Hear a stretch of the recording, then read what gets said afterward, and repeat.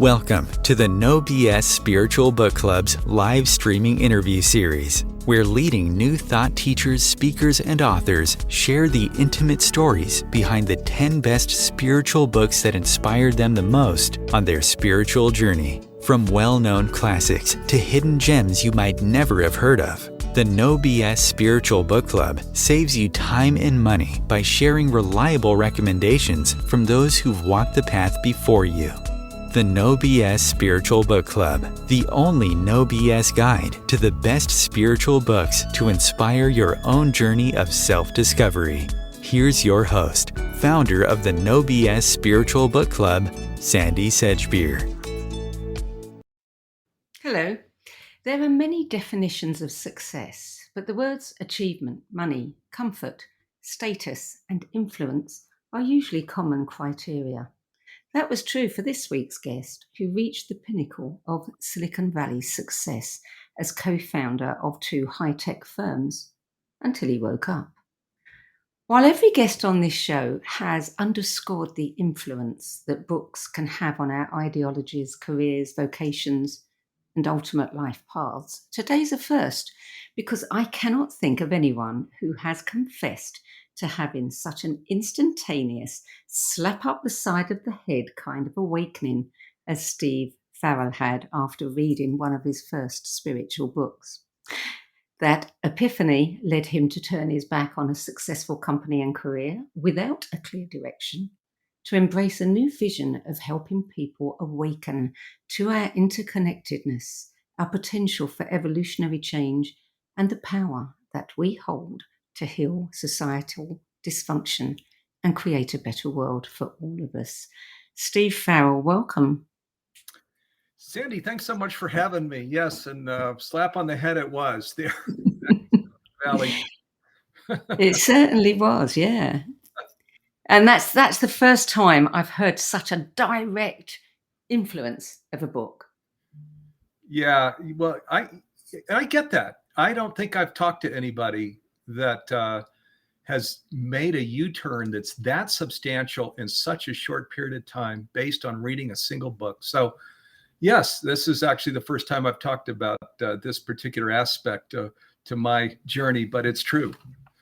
Well, for those who are not familiar with your pioneering evolutionary work, that book, which we'll discover in a moment, led you to become the co-founder, along with Neale Walsch, of Humanity's Team, a large global nonprofit that's transforming people's lives around the world through conscious creativity. We'll talk a bit about that later too. But first, tell me about your relationships with books in general before you had that experience.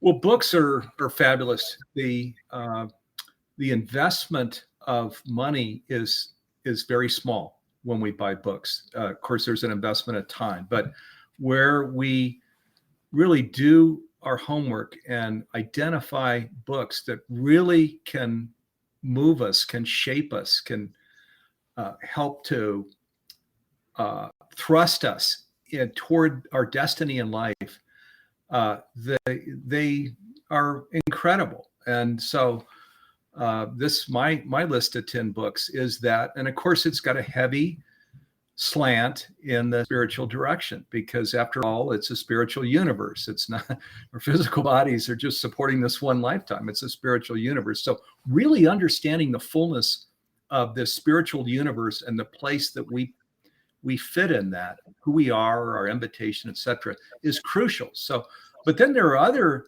books here in my list that were incredibly important to my formative years, and also to business, because of course my journey did take me to the center of wealth creation there in Silicon Valley, and creating a business structure that was right for me and for these businesses that grew at hyper speed was another crucial element to this whole journey that I've been on. So yeah, these 10 books have really helped to shape me in a huge way.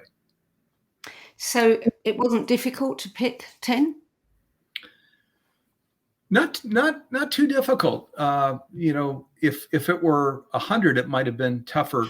10, not so tough, because 10 were really reaching up into, okay, what really, slapped me upside the head? What moved me in a substantial way? And that wasn't too tough for me to settle down on these 10. Of course, there are many other books that helped to shape me, but not that really put their fingers in the clay like these books to shape me into who I've become. Now, you said that you hadn't read many spiritual books at all until your mother asked you to read the first one on your list, which is Conversations with God, an Uncommon Dialogue, Book 1 by Neale Donald Walsch, published in 1995. What happened when you read that book? The book, the God of my understanding spoke through that book.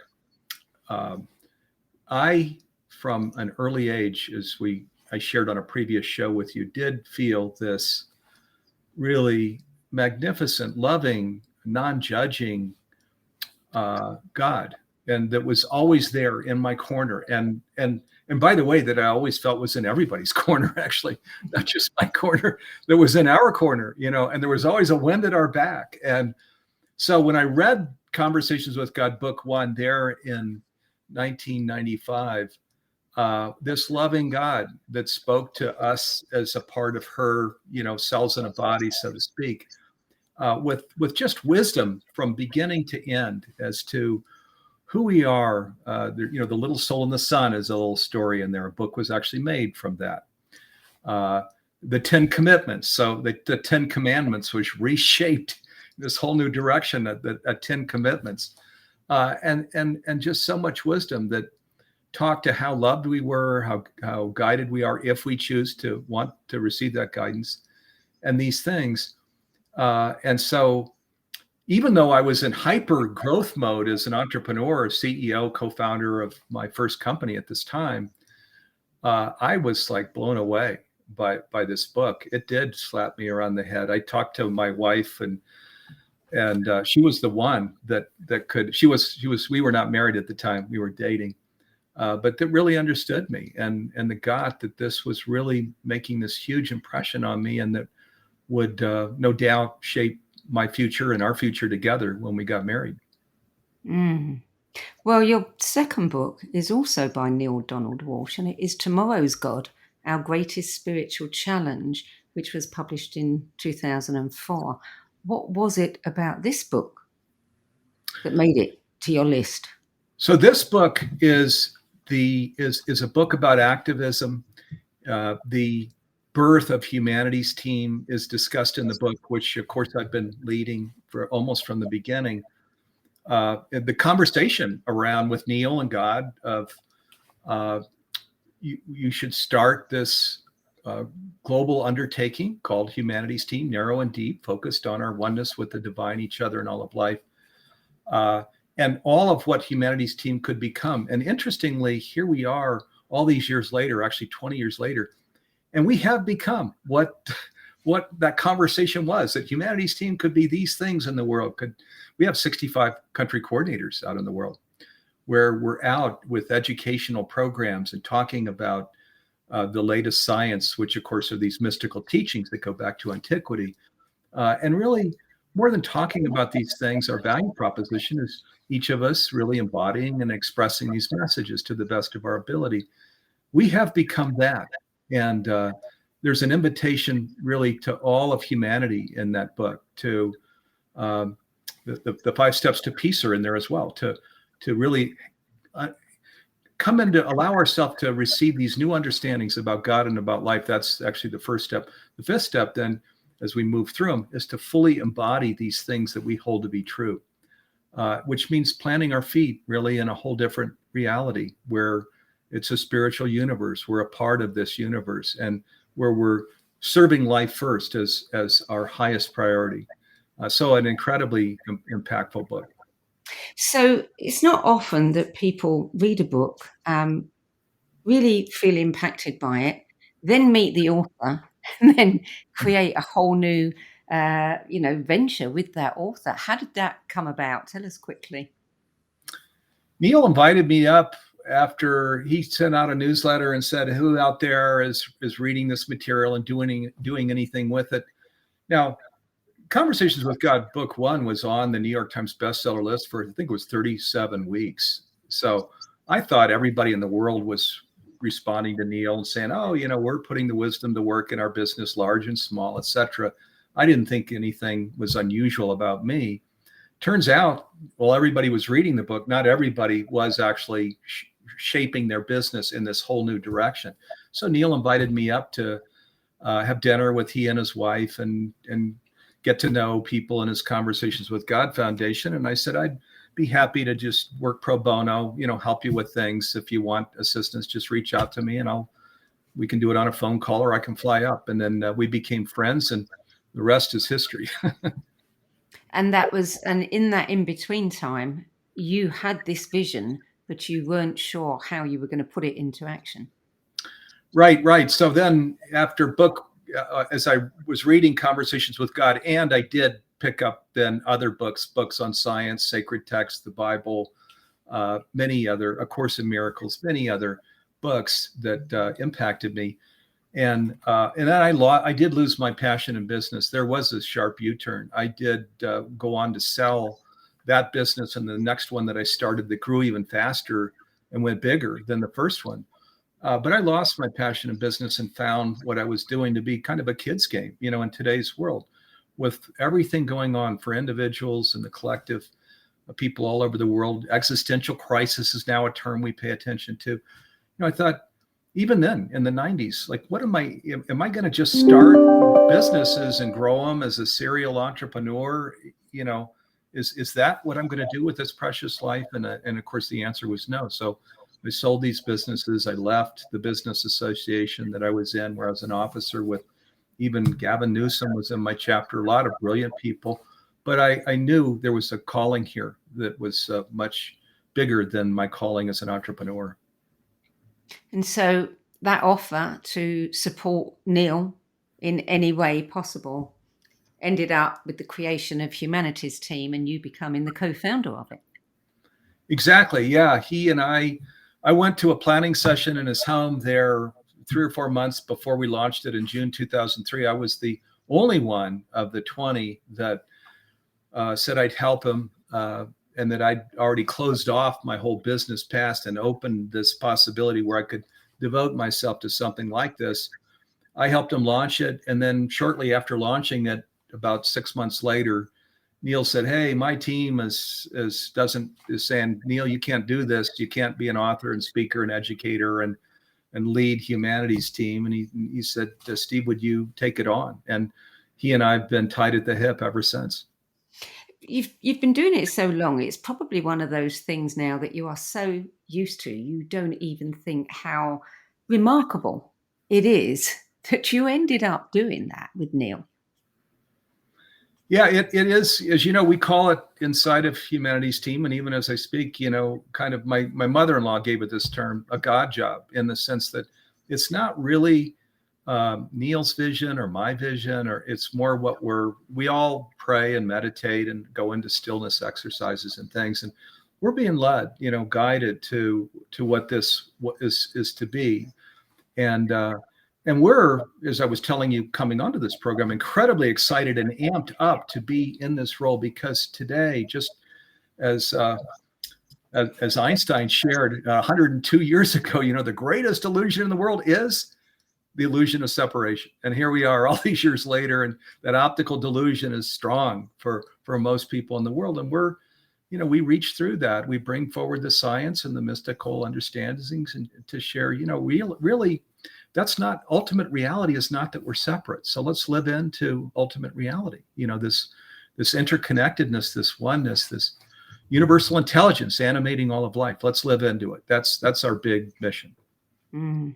Well, Neale's books have really affected you, because book 3 is also by Neale, and it is Home with God in a Life That Never Ends, the wondrous message of love in a final conversation with God.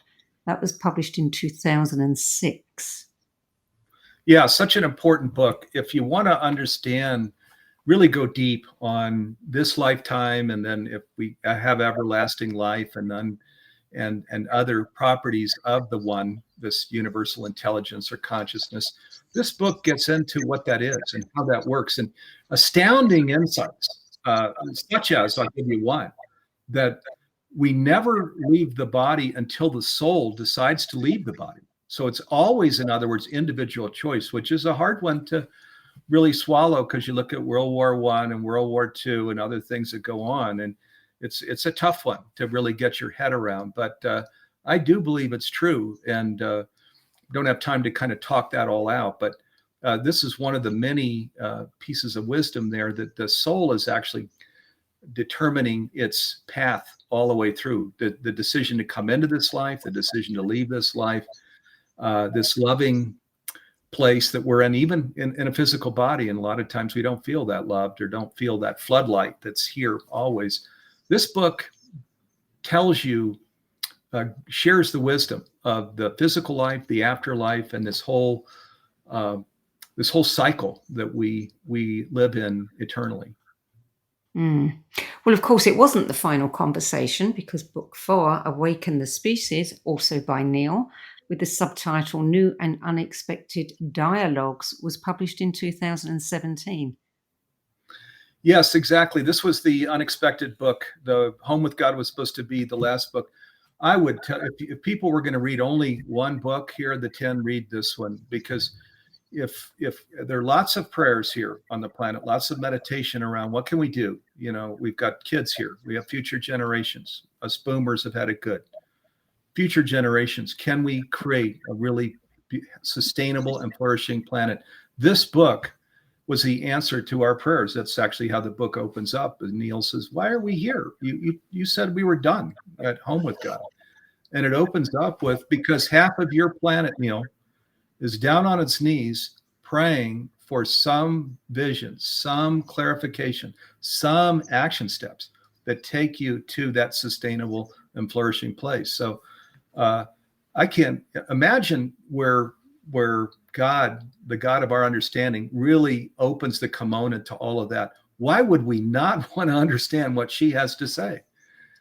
So it lays that whole vision out. One of the startling things that's shared that might be something that people will really enjoy is that it says the hardest part of this journey into conscious living, creating a sustainable and flourishing planet, the hardest part of the journey is behind us, behind us, not ahead of us. So, which gives people some hope, you know, and some sense of possibility where that's shared. And you've got to sit with that one. I did. I had to sit with it for days, weeks, maybe months. And then I really got it that, yes, it's true. The hardest part of the journey is behind us. We are well on our way to creating this sustainable and flourishing planet. Yes, we are. Well, book number 5 is a departure. It's not by Neale. It is a classic, and it is How to Win Friends and Influence People by the American writer and lecturer Dale Carnegie. And this was published in 1936, almost 100 years old. Every kid should be given this book. It is such an incredible book. You know, How to Win Friends and Influence People. It sounds like it might be a little manipulative or something. The name, I'm not sure, is the best name for that book. But what it shares is, of course, Dale Carnegie created the public speaking program. But it's not just public speaking. It's also, you know, how to win friends and influence people. So it talks a great deal about other people, and they walk around with concerns, with things on their mind, maybe always not being able to be their best. And so kids growing up, and adults for that matter, it gives you a perspective on other people, that where they're not kind to you, where they are transactional with you, these kinds of things. It's because they've got challenges in their life. It really helps you to have that understanding, so you can go out in the world and be listen better, hear better, understand better, be more compassionate, and much more. And of course, yes, there's public speaking in there too. One of the things that's shared is there shouldn't even be the term public. It's just, we're always speaking, right? We're always speaking. How can we speak and be effective, whether it's a personal conversation or from the stage? So the book is packed with incredible wisdom. Do you remember when you read that book? I read it probably more than once. I read it back when I was with IBM in the 1980s. And this is when I started through Dale Carnegie programs. IBM taught me to be very good on stage, where you're mannequin-like, the IBM way. You look kind of mannequin-like. And I felt like this isn't the real me that is coming through. There's a Steve that wants to emerge from this mannequinness.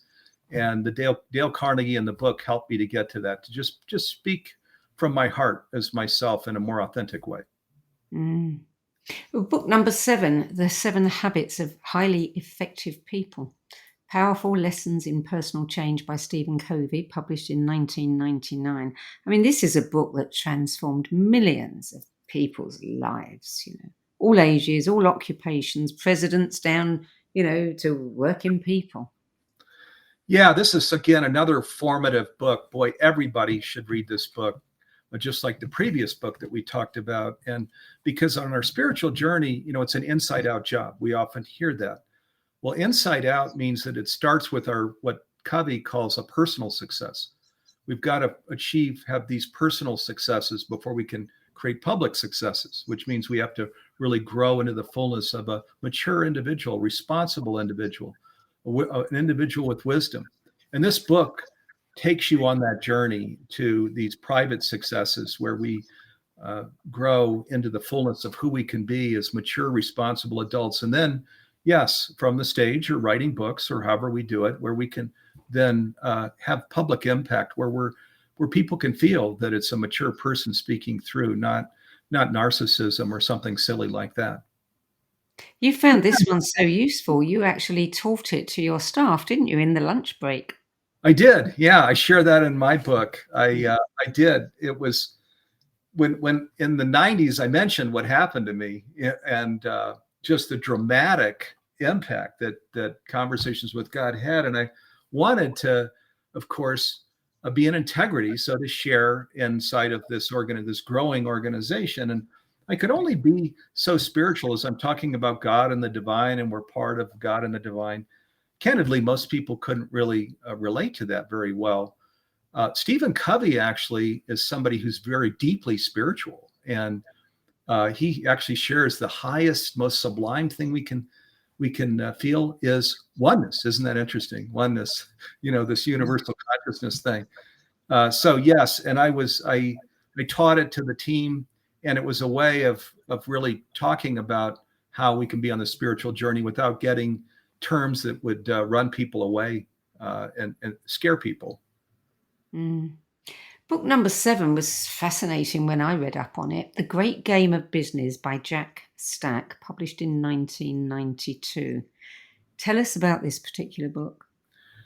This book is for people that are entrepreneurs and you're wanting to be a conscious, you want to start a conscious business. This book is crucial because Jack Stack talks about his experience. He was an entrepreneur, or at least a business owner. He was there with a kind of an old world company in Illinois or somewhere in the Midwest that was a very challenged business, and he needed to turn it around, and he needed the help from all of his team. So he created what he first started calling the Great Game of Business. He later started calling it open book management. So, and in open book management, what you're doing is you're, first of all, teaching your staff to read income statements and balance sheets. I was a political science major in college. I didn't even take any business classes. So it was something I had to learn to do myself too, is learn all of these, learn financial terms and wisdom.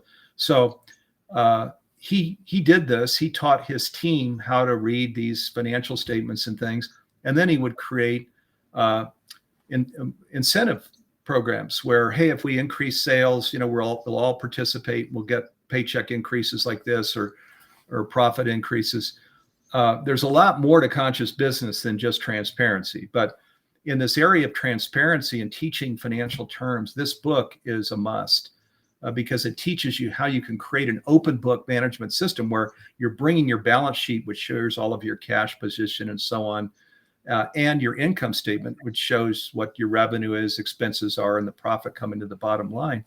You're sharing that with the team so everybody can understand each month, each quarter, how the company's doing health-wise.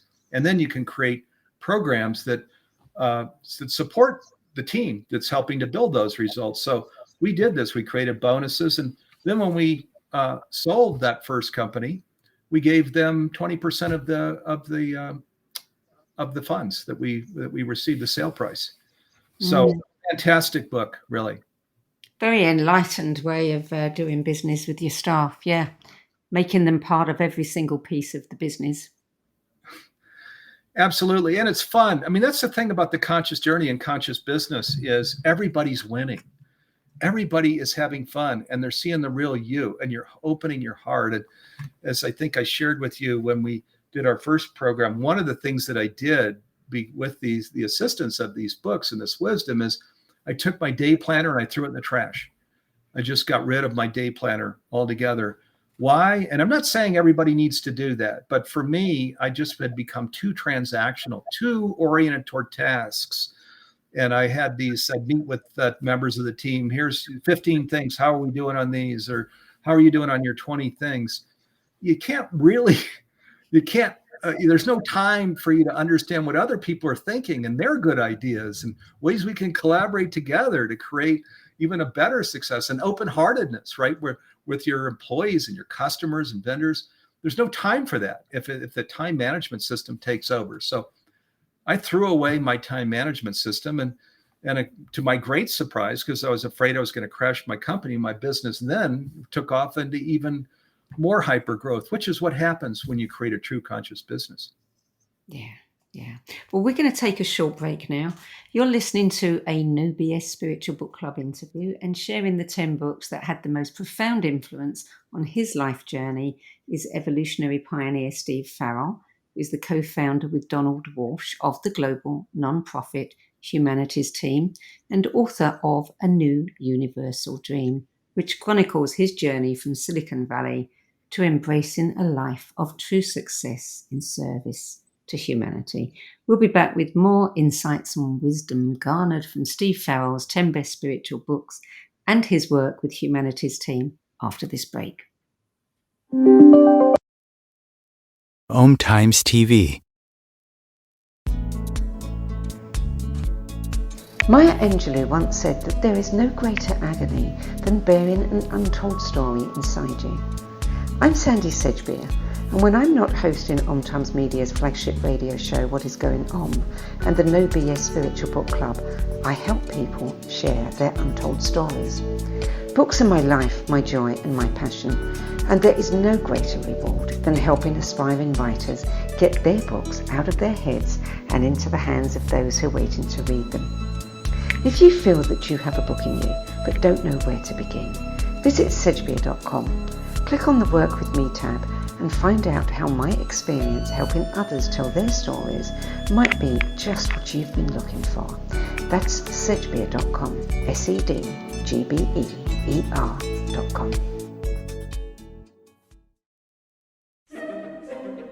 Imagine becoming a super influencer. Reinvent yourself, invest in your brand, and then manifest your success with a robust spheric approach. OMTimes Media and Broadcasting offers a unique and multifaceted way to become the spiritual and conscious influencer you deserve to be by putting your message across our powerful platform with its proven record of integrity and excellence. Through our produced shows, OMTimes offers the opportunity to become a social media TV personality, a radio show host, an OMTimes magazine columnist, and a syndicated podcaster, all in one shot. By live streaming your show on OMTimes TV and broadcasting it across the extensive OMTimes radio and TV networks, you become more than a host. You become an ambassador and a force for positive change. OMTimes. Open yourself to the possibilities. There are 16 million children struggling with hunger in America. That's 1 in 5 daughters, sons, neighbors, and classmates who don't know where their next meal is coming from. Yet billions of pounds of good food go to waste every year. It's time we do something about it. Feeding America is a nationwide network of food banks that helps provide meals to millions of kids and families in need. Visit feedingamerica.org to help them feed even more. Together, we can solve hunger. Together, we're feeding America. Welcome back, Steve Farrell. Book number 8, Crossing the Chasm, Marketing and Selling Technology Products to Mainstream Customers by Jeffrey Moore, published in 1991. Doesn't sound like a very inspirational book, but clearly it must have been. It was. This is, again, if you're a conscious entrepreneur, this is another must read because it talks about the life cycle of a business. I did not start these businesses in Silicon Valley to make a bunch of money, and nobody that I know has ever become successful in terms of creating a lot of financial wealth, where the objective was creating financial wealth. The objective of successful entrepreneurs and all the people that I've known is that they really wanted to build a great company, and that's what we wanted to do. We wanted to build a great company. I was not interested in selling it and making a bunch of money, and I wanted to just keep growing a great business until, of course, I had my personal awakening, and then I didn't really want to continue in business. But this book talked about the life cycle of a business, and it shares that margins. So in the margin is you've got your sale price, then you have your cost of goods sold, right? And margins shrink, and there's a life cycle to those margins where the cost of goods sold and the revenue, that margin will shrink and shrink and shrink. And at some point, then you're going to have to, your business model needs to take that into account. You need to have other ways of making money than just from the margin from the products that we were an integrator with things like bridges and routers and other communications devices.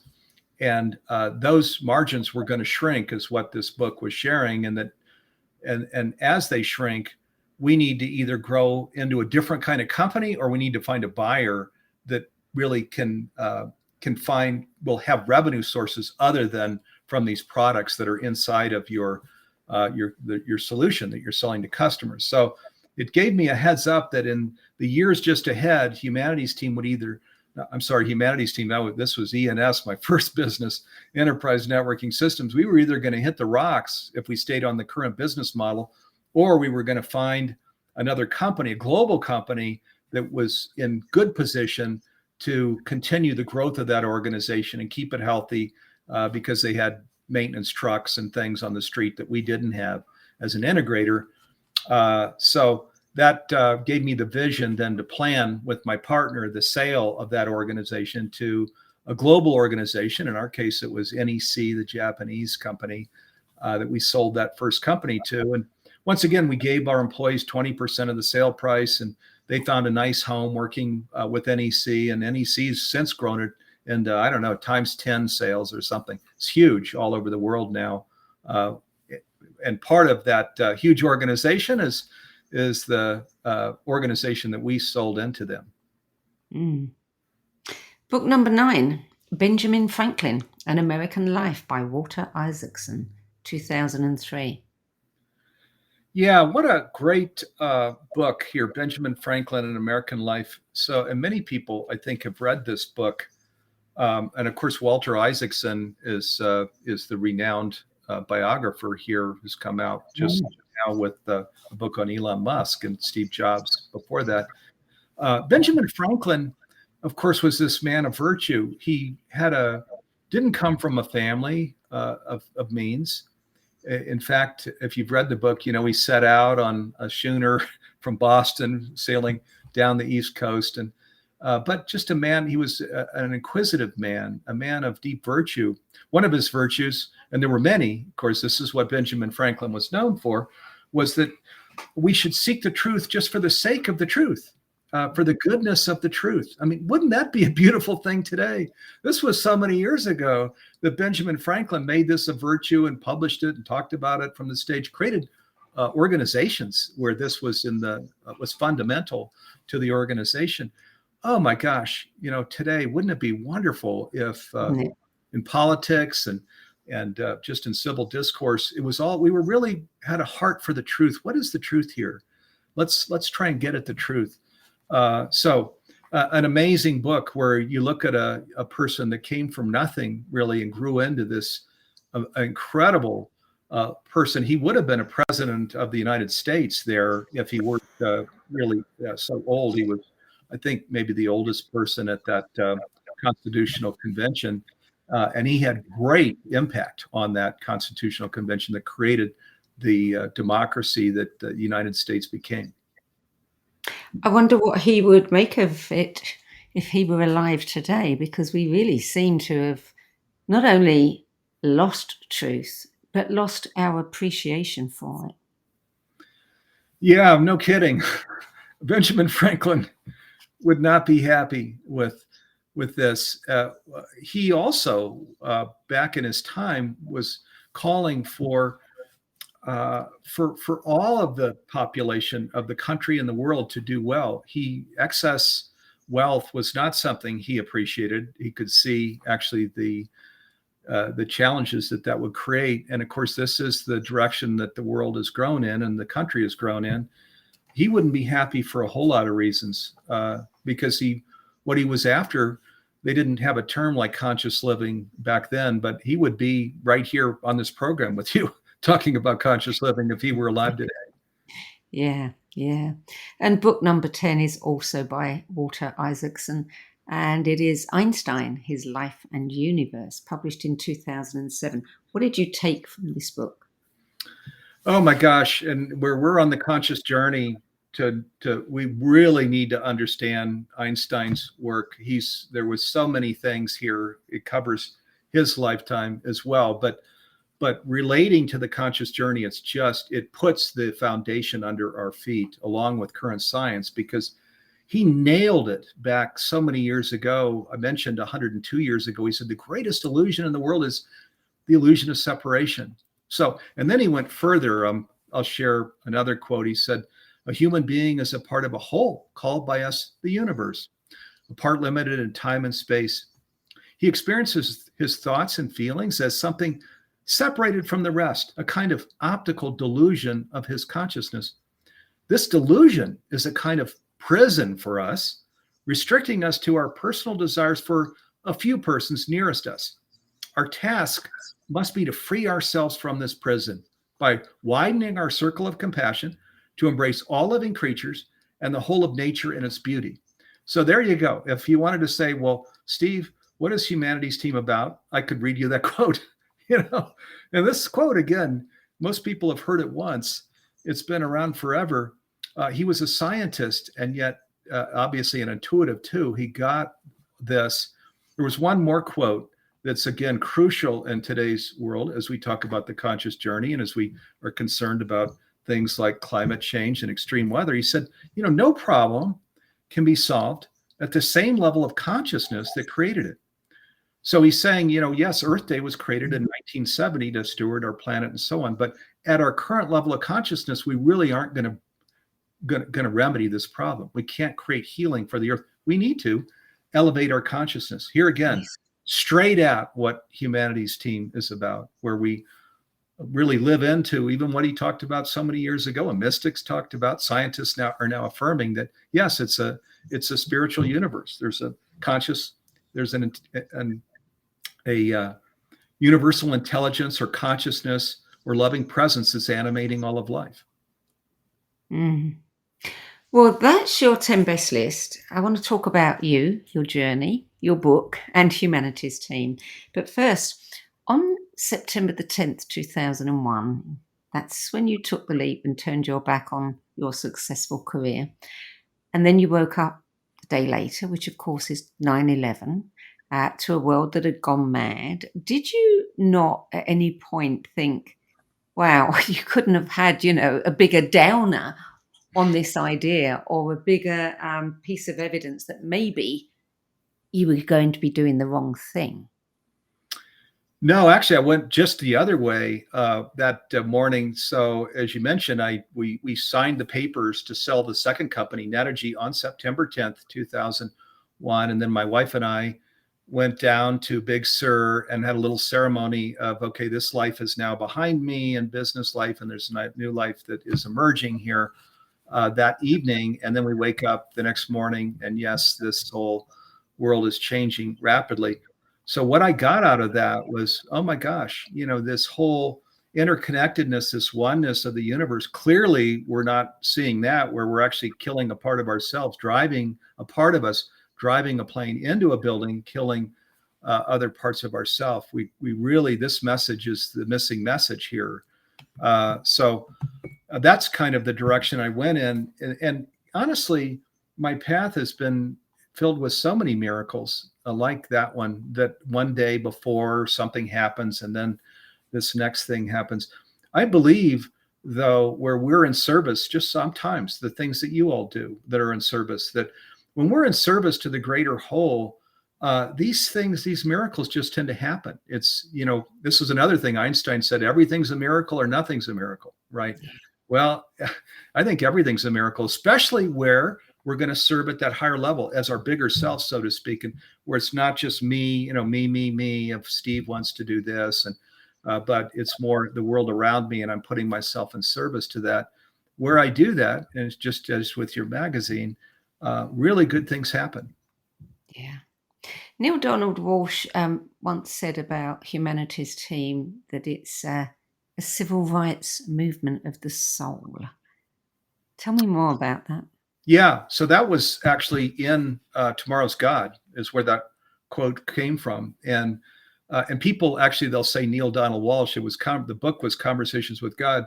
Neale was asking questions, and then the wisdom would come back. That was some of the wisdom that came back, that Humanity's Team will become the civil rights movement for the soul. And it's such a beautiful phrase. I'm not sure people could quite get their head around that, but it's true. We have become that, and a civil rights movement for the soul. So as we know, most of us grew up not really understanding our soul's calling or following it. It was more the worldly noise of your parents, your friends. Oh, we go to this school, become a lawyer, become a doctor. This is where the financial wealth is, right? And even to this day, this is the challenge, is that worldly noise is just way too often the wisdom that we're following, as opposed to tuning out the worldly noise and paying attention to that still small voice, our soul's calling. So, and this is what Humanity's Team has been and is now and will always be, a civil rights movement for the soul, where we're breaking free of that whole worldly noise thing, where we're honoring our soul's calling, where we're creating that kind of freedom to really go into the world in the fullness of what our soul's calling is. And when we do that, as we're stating, the miracles, the synchronicities, the delicious living, all of these things happen. You've said that you believe we are genetically predisposed to want to serve. And I think a lot of research shows that when we are doing, if you like, philanthropic kinds of work, when we are giving to charity, when we're helping people and supporting others, we are at our healthiest and our happiest. And they've actually done studies on this, and they know it, that, when you're being generous with your time and everything you have, you get a benefit from it. What benefit do people get from joining Humanity's Team, would you say? I hope a lot of benefits. We're a 501c3 nonprofit, so our North Star is not top line or bottom line. Our North Star is the conscious journey. It's supporting individuals on the conscious journey, beginners that are just for the first time hearing spiritual universe, what is that? And others that are at the midpoint of well into it, they have a daily practice and so on. And others that are out there, the teachers in the world from the stage and the courses. Because the whole, what we've built in Humanity's Team is not just a conscious streaming platform, which it is, and that we're now, with the new programs that we're creating, the new masterclasses, we're now translating them in 75 languages. And we don't know of anybody even doing 10. We're translating in 75 languages. Our most recent masterclass, we actually are allowing people to name their own price. Neale Donald Walsch and I created it together. It's called The Art and Science of Conscious Living. And it's name your own price, even though we made a huge investment in it, because it's so important now that with what's going on in the world individually and collectively, that we really put all the teachings together, into what is conscious living? How can we live fully into it? Neale and I created a program that a masterclass with 16 modules and mentoring and all of that. And we allow people, we want all 8 billion people on the planet to go through. So Well, you better let people name their own price if that's your objective. So video trainings and is huge, but as well, we have all of this live programming. Urban Lasso has a weekly program that's part of our live programming. The Dyer sisters, Wayne Dyer's daughters, have their own live program, and many other incredible live programs. What we've really created in Humanities Team is a community for people that are on the conscious journey, that's anywhere on that journey, beginning to end. Because if we're going to live to our mission, which is to make conscious living pervasive worldwide by 2040, in 17 years, when today we're all pioneers on this journey, because our neighbors, even members of our own family, coworkers, are not there, right? Most of us were kind of islands here with this. And we wanted to create a continent where we can all stand together, and feel each support for each other, video trainings, live programs, a global oneness summit, all of these things that are supporting people on this conscious journey, helping them to stretch and deepen into their conscious self. Do you have any master classes on how people can create and build a conscious business, become a conscious entrepreneur? Because I mean, that has to be the future. We do. I created my own program called Conscious Leadership that is on the Humanities Team website. That's spelled with a Y, humanitiesteam.org. There's a free program, and then there's a masterclass. And then we created a 9-month program called Conscious Business Change Agent. And in fact, we've got a cohort going through right now. It just started a week ago, and it's a 9-month program. And it gets into all of this, the whole entrepreneur thing, how we start it, how we create the culture that is the organization, how we recruit people in, not to just understand the things that we're talking about, because you get into real trouble if there's just the awareness, the understanding, and yet not the embodiment or the expression. So a recruiting process where we're really understanding, are these people that are really, that are past the awareness point, and they're embodying it, living into it, and they can do so with others inside the organization. You get into a lot of trouble in your conscious culture, in a conscious business, where there are people that are newer to the journey and just in awareness, and they can have rather sharp elbows that can be challenging for the organization. That's one of the many things that we get into during that 9-month program. Do you have a favorite of all the initiatives that Humanities Team has been involved in? Oh gosh, my favorite is really just this program, the Art and Science of Conscious Living, that Neale and I created, where we did research for 6 months before we created the program to really get into all of what conscious living is, and that the mystics called it, and that science is affirming, but then also what highly evolved beings do living consciously. That came out of that last Conversations with God book that we were talking about, Awaken the Species. So it really puts it all together. But my favorite, and the thing that keeps me amped up all day, every day, more than dancing to work, like there's tap dancing to work. There's this Warren Buffett thing, right? Which we are that and more. And it's that there's this incredible invitation here to really live into the fullness of this whole of this conscious universe, where we understand we're a part of that body, and we have everlasting life. And in this chapter, there's things that we can live out in our homes, and things that we can do out in the world. I'm incredibly passionate about that, and I work with partners and colleagues all over the world who are incredibly passionate about that. And we just work to have that seep into, if you will, all of what we're doing in terms of the programs we create. Our Global Oneness Summit is now just around the corner, later this month, actually. But year round, to express that, and to create programming like that, and to create a community like that, and ultimately for us to really awaken, have our own personal awakening, and live fully into our own invitation in life. What sort of things will be happening in the Global Oneness Summit? Wow, a lot. So we have over 45 programs this year. It's October 21 to October 24. It's a free program. You can Google Global Oneness Summit and go to that program. Conscious creativity is what our focus is, the theme of this year's program.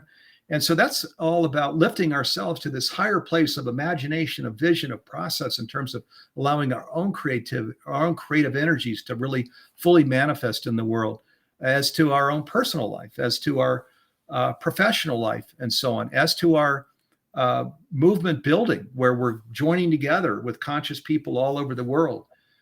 So we have, as you can imagine, lots of artists and creatives, but all of the amazing people that come in, the Craig Braden and Bruce Lipton, Shamini Jain, again, so many people that came into, I think we had over 60 leaders that are a part of this year's summit that make it definitely worth checking out. So you published a new universal dream, My Journey from Silicon Valley to a Life in Service to Humanity. Why did you bring that book out now? What inspired that? It was like my whole life. It was more of something that I was told to do. It's my first book, and I wasn't necessarily with my family. I'm happily married and have 2 young adults, and wasn't necessarily wanting to take the time to write a book, especially like this. It's over 50 years. It's the true story of my life, from the time I was 12 years old, living with a divorced mom and 6 brothers and sisters in a small home, to then finding myself in the center of wealth creation, the private jet world, and then being called to conscious living and starting Humanities Team and growing Humanities Team into what it's become. And I think the germ of it for me was that all of us on this conscious journey are really excited, amped up about certain teachings that we want to share. But I thought what would be even more powerful than me just saying this is what I think is to just share my life story, because it's not just, this book is not about what I think, it's about how I've lived my life. What was so important that I committed my whole self to this journey. So I share that journey from a young age to today, and I stop all along the way with all of my lessons learned, because I wanted people to be able to read this book. And the conscious journey does have these arduous moments that are really, really tough, very, very challenging. In fact, a challenging heart maybe is our most important attribute. And I wanted people to see where I had to wrestle with these challenges and what I learned, and then what I did. And then, of course, I turn it around and I say, and these are things you could consider too, if you're on this journey and you confront things such as this. So I wanted to support people on their conscious journey by telling them my own story and how I lived through these things and what I learned and how I've grown. And I felt that might be the most beneficial thing that I could do if I were going to write about something. Jude Caravan, who is a friend of yours and does things with Humanities Team, she has this wonderful saying that I just love. She says that consciousness is not what we have, it's what we are. And as you're talking, and as we feel your passion talking about Humanities Team, what that came to my mind, because it feels like the businesses that you had were what you had, but Humanities Team is what you are. Exactly. Yeah, it is what we are. And we are each to use these terms, we're each sons and daughters, of the Most High, of the Creator herself. And that is who we are. We are actually designed to be a part of this. How could it be other than that? If there's one universal intelligence consciousness animating all of life, well, we're clearly a part of it. And that is one of the premise, or you could even I call it promises, that in my book, that we are a part of it. And that then leads to something else you covered, so the more we give ourselves away, the more we're serving life, as our bigger self, the better we feel. And I give examples of that, certainly my own examples, but others, a billionaire that I bring in his story. Yes,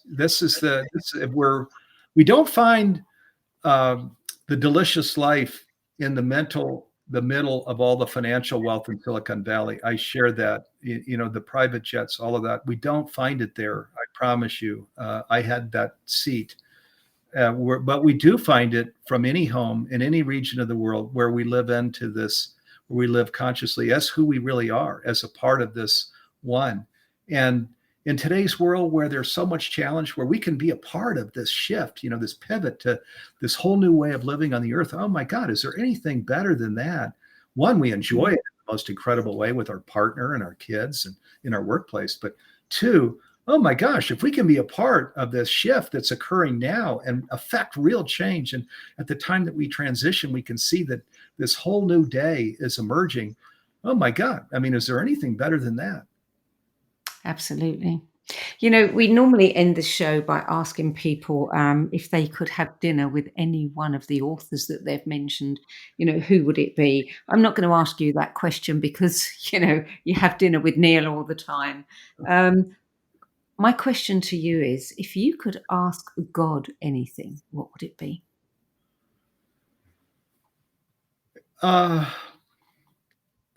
What would it be? Gosh, I feel like in my daily practice, boy, she's shining her floodlight through in the most amazing way and providing guidance and resources. And so that's a really good question. It's a tough question because I feel like she's answering it all day long, every day for me, and which is why I have. When I'm sharing this positivity, it might look Pollyanna-ish or something. I can promise you it is not. I am getting this all from the Most High, that this actually, it is happening. It is unfolding. The destiny is here. We are actually coming into that destiny. Where do I get that certainty from? I get that certainty from her. She is saying, Steve, it's real. People would say it's too good to be true. Well, if God can't be too good to be true, who can? So. Yeah, well said. Well said. Steve Farrell, thank you for adding your 10 best list of spiritual books to the No BS Spiritual Book Club's library of recommendations. Yeah, my pleasure. Thank you so much for having me, Sandie. I really appreciate it. Steve Farrell's book, A New Universal Dream, My Journey from Silicon Valley to a Life in Service to Humanity, is published by Light on Light Press. For more information about Steve, Humanities teams, masterclasses, programs, free courses, summits, live events, and New Humanity Stream Plus, visit stevecfarrell.com and humanitiesteam.org. That's it for this week. I'm Sandie Sedgbeer. I'll be back at the same time next week with another 10 best interview for the No BS Spiritual Book Club. Till then, it's goodbye from me, and thank you again to Steve Farrell. And thank you, Sandie.